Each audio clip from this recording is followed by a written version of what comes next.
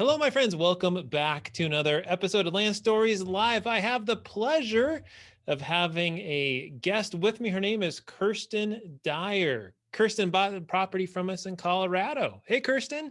Hello. How you doing? I'm doing good. You? Good. We were just talking before we started recording here about weather, and it's 30 degrees in Oklahoma today, huh? It's 30 degrees. Here in Minnesota. Very windy. Here in Minnesota, we had a gorgeous weekend. It was like 60 degrees, which is warm for Minnesota after being used to 20s and 30s. And then it turned back to the 30s again. So I'm with you. Probably in Oklahoma, it'll be 70 degrees again tomorrow, I bet, though, huh? Probably not too long. Probably by the weekend for sure. Well, tell me, you were telling me before we started recording about just some crazy adventures you guys have had career-wise. So tell me about growing up a little bit and your career and all the adventures you guys have been having. So my husband and I, we were actually high school sweethearts. And so after we graduated high school in Western Oklahoma, we came towards the city for college. And then my husband went into retail management. I went into an accounting firm. I was with one accounting firm for 5 years and then another one for over 13 years. And my mentor passed away in the midst of the time that we were doing, after my husband went into retail management after 25 years, he decided that he needed a change. So we sold our house that we had built and we took off in an RV and we traveled for 2 years.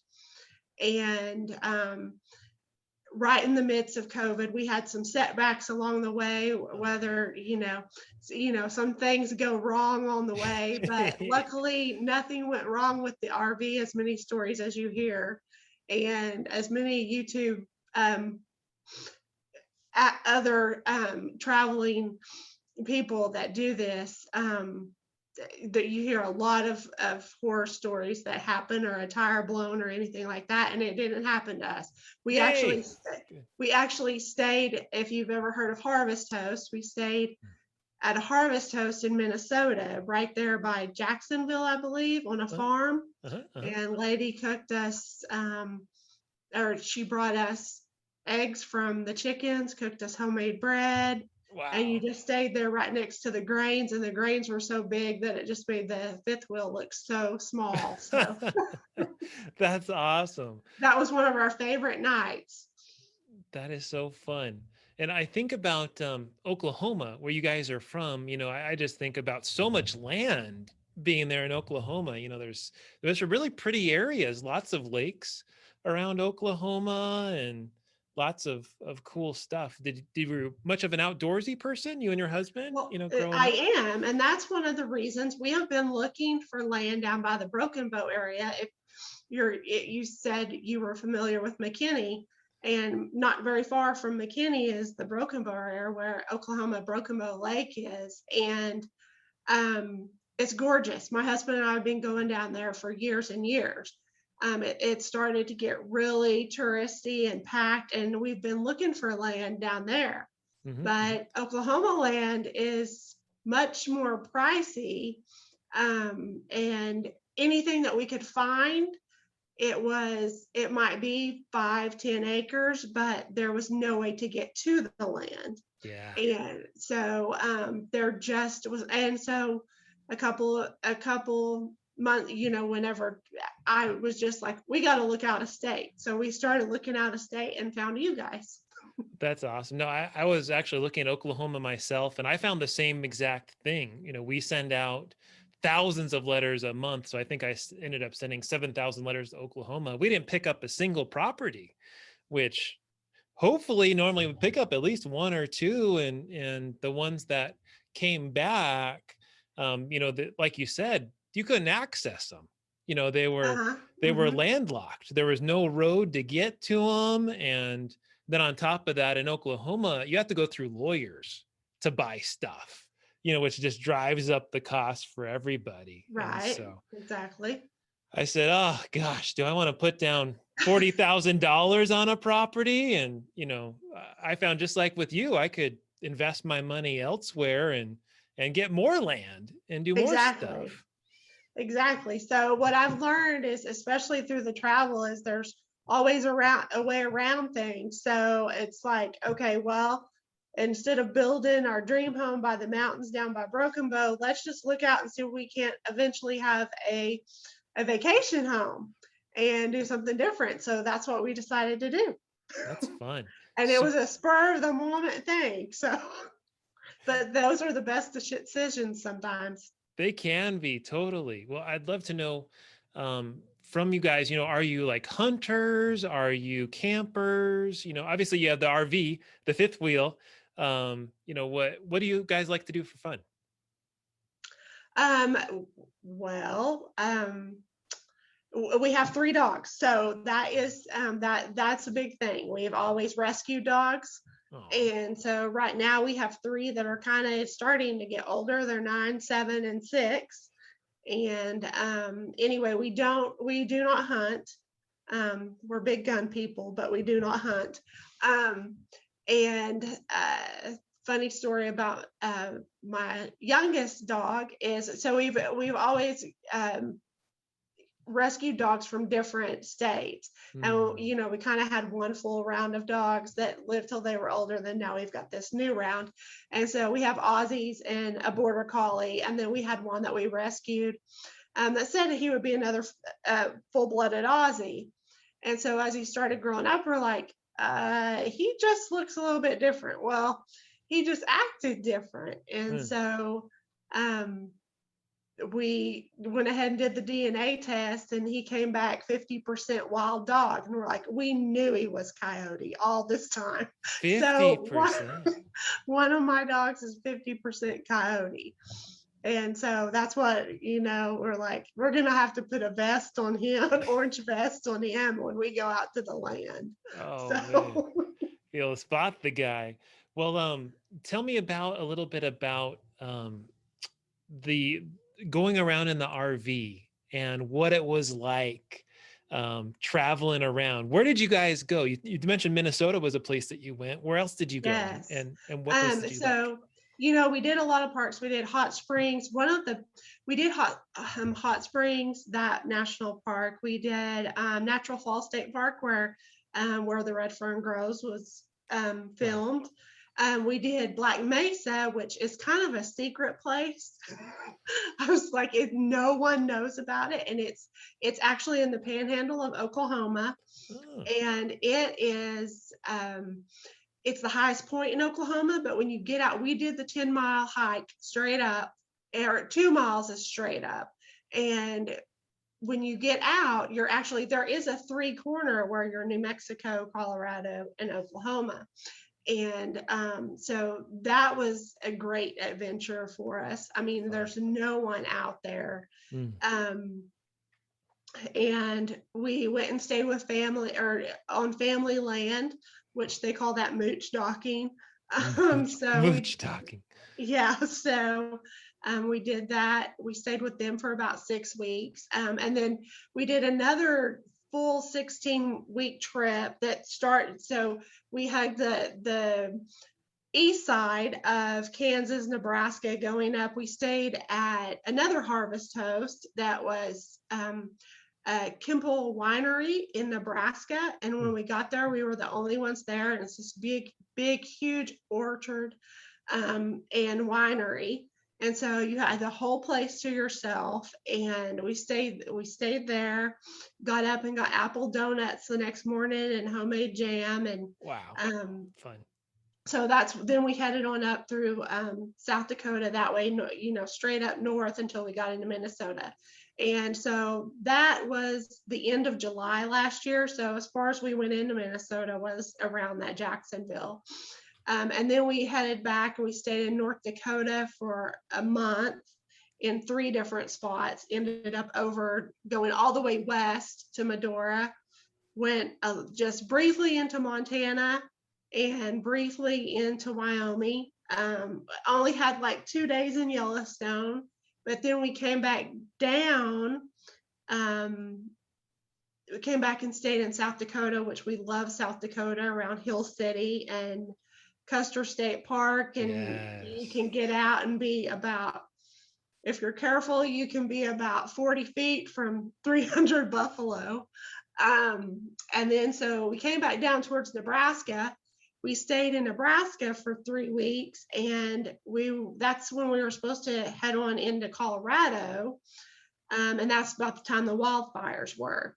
And back when we were in Medora, North Dakota, they have a neat play there, and they have like steak fondue place, and you're up in the canyons, and you could see just the haze all the way in North Dakota from it.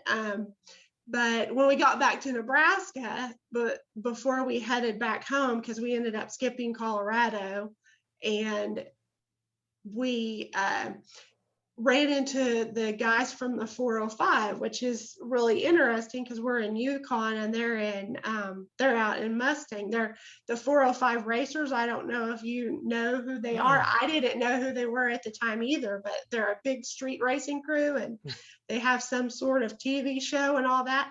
And met some of them, and some of them were as nice as they could be, but so we got to go watch them race. So it was just interesting when you meet somebody from your home state in a different state. So that's so fun. And yeah. where was your favorite place? If money wasn't an object, where would you have bought land if you could, out of all the places you went in that adventure? South Dakota, and I would say Wyoming, but I would actually say on the south side, closer to Riverton, by the Wind River Range.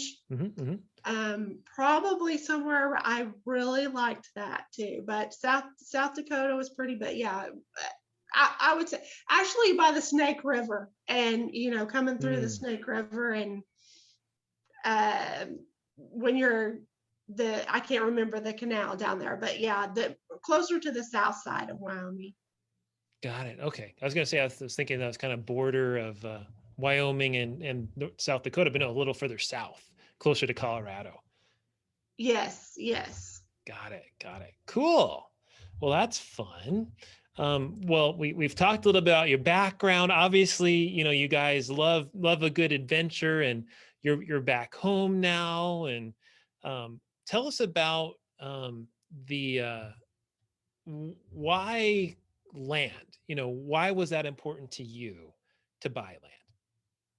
Well, I grew up on a farm, and so we had horses, and we had all the animals, and planted the gardens, did all of that, and my husband didn't. And anyway, so after we built this nice house in the Yukon area and all that, and it just kept getting filled, and the covenants of put 4 trees in your front yard, and all that kind of stuff, and we're just like, we want something different. We want something different. And I've always loved the mountains, and we've been to Colorado quite a few times, so we're not real familiar with North Colorado, but we actually, when we started looking for the land, we were like, well, let's look in the New Mexico. So we kind of looked over there, and they were like, well, wait, look at these. There were so many to choose from. Yes. But we knew nothing about all the ones you had in Arizona, because there's a lot, and that's quite a bit of ways, and I still have family here. So anyway. That's fun. And obviously you found a property. Do you remember where you found it? How did you find us originally? Just a lot of Googling. I do a lot of Googling in my career. So, I mean, it just popped up, and we started looking. I think the first one we saw was one of the New Mexico ones where there's a boxer dog walking around in there. Yes. You're like, oh, that could be me. That could be us and our dogs. Yeah. And what was it like, just the initial contact? So you reached out to us, I think is what happened. Yes. And you said, hey, I might be interested in this. What happened after that? So actually, definitely with Chris, we reached out, and Chrissy got with me. We actually thought when we were looking at it, because we did end up getting 2 properties, but we actually thought we were getting them closer together than they were. And then she reached out with the one that was at Hillside and said this one might be closer, but we actually ended up liking it, and we like the fact that we've got two about 30 minutes apart. Yeah. So yeah, so we got everything taken care of. We waited a couple weeks, and then we headed up there to check it out.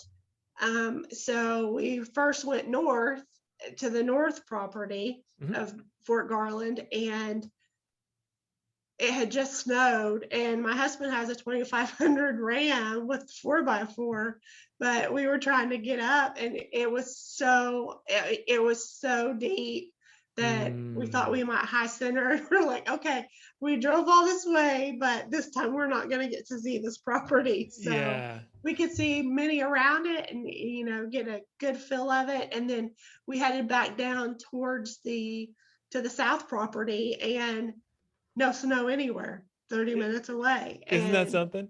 and it was quite a bit off the road, 5-6 miles, I believe, back in.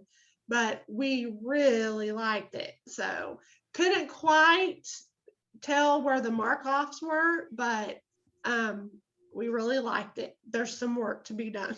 Yes, Yeah. awesome. So Well, I do recommend there's an app called ONX Maps. It's a paid app. You can get a free trial. And what's cool about that is it uses satellites. So even if you don't have a cell phone connection, you can use the uh-huh. satellites, and that can help you to figure out the corners of a property. So I recommend that, next time you guys go out, just to walk ONX. it a Okay. walk it a little bit and have a good idea of it. We certainly can give people the GPS coordinates for each corner, which is one thing. You could always hire a surveyor, of course, too, to have someone with you, to I got stake you. stake it out and do that. But I recommend the ONX maps. I think Okay. Okay. that's I a will really check good that one, out. Okay. really good one. But just do the free trial, for the month, and then you can Okay. shut it off as soon as you're done Okay. with it. So I'll do that. but try playing with it, probably a week before you go out, just so you can get Okay. familiar with it, and even, walk around your current area where you live now, just to get a handle on it. So give yourself a week to Okay. get used to it, because it does Okay. take a little bit getting used to. Um, Tell us a bit about, what was it like doing business together? Was it easy? Was it hard? Were there any roadblocks? What was it like? Kirsty was great. It was absolutely great. It was like easy peasy. No problems, just one phone call, and this was for two properties too. So one phone call and a few emails and getting everything set up, and we were good. Awesome. Awesome. Do you have any feedback for me, just in terms of how can we better help, or anything we could have done better in the process so far? No, I absolutely do not. I really absolutely do not. I think everything turned out great. So Awesome. um, I We can't can't think of anything else. we can't control the snow, unfortunately, so to keep you from seeing your property, but we'll work on that. Well, I'm curious to know, Kirsten, if would you recommend our company to family and friends, and if so, what would you say? Oh yes, absolutely. I would just say how honest and easygoing it was to get to find something and get it done. And actually, probably in the future we might be looking for a few more pieces. So we'll definitely be using you. Awesome. Awesome.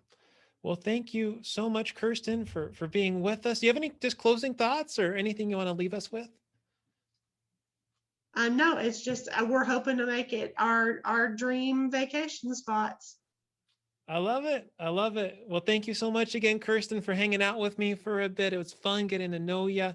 If anyone has any questions about the process, obviously Christy is a great gal to talk with. So reach out to Christy, and we'll talk to y'all later. Thank you so much.